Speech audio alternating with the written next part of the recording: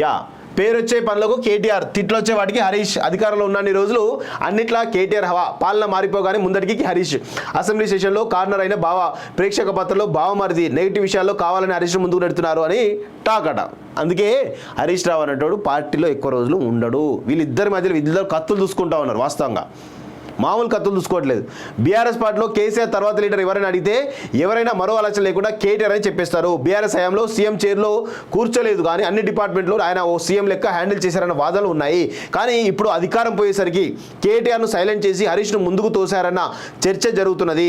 పేరు వచ్చే పనుల్లో కేటీఆర్ను, తిట్లొచ్చే వాటికేమో హరీష్ రావును ముందుకు తెస్తున్నారని బీఆర్ఎస్ నేతలు చెప్పుకున్నారు. అందుకు మొన్నటి అసెంబ్లీ సమావేశాలు, గతంలో ఉప ఎన్నికల సమయంలో అప్పగించిన బాధ్యతలు ఉదాహరిస్తున్నారు.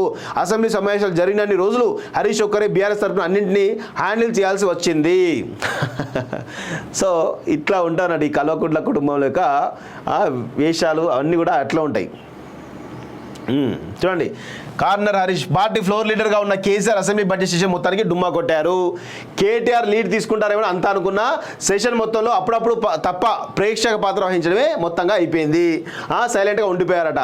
ఫస్ట్ సెషన్లో ఫైనాన్స్, విద్యుత్ శాఖలపై వైట్ పేపర్లు, సెకండ్ సెషన్లో కీలక బిల్లు, కులగన తీర్మానం, కేఆర్ఎంబీకి ప్రాజెక్టులు ఇచ్చేది లేదన్న తీర్మానంతో పాటు జరిగిన ఇరిగేషన్ మీద వైట్ పేపర్ రిలీజ్ పైన బీఆర్ఎస్ తరఫున హరీష్ రావు లీడ్ తీసుకునే పరిస్థితిని కల్పించారని ఆ పార్టీ నేతలు అంటున్నారు. కేటీఆర్ మాత్రం సేఫ్ జోన్లో ఉంచేలా కేసీఆర్ వ్యవహరిస్తున్నట్లు తెలుస్తుందట.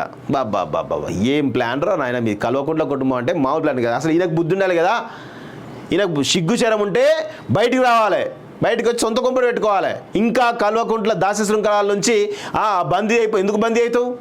సిగ్గుండాలి కొంచెమైనా. అంటే నిన్ను రాజకీయంగా బొందబెట్టే వరకు కల్వకుంట్ల కుటుంబంలో ఉన్నటువంటి వాళ్ళు ఎవరు కూడా నిద్రపోరు అనే విషయం కూడా గుర్తుపెట్టుకో హరీష్ రావు. కార్నర్ హరీష్ అట, ఓడిపోయే స్థానంలో హరీష్ ఇన్ఛార్జ్ అట. అంతే కదా. అయ్యయ్యో పాపం హరీష్ రావు పరిస్థితి ఇట్లా తయారైంది.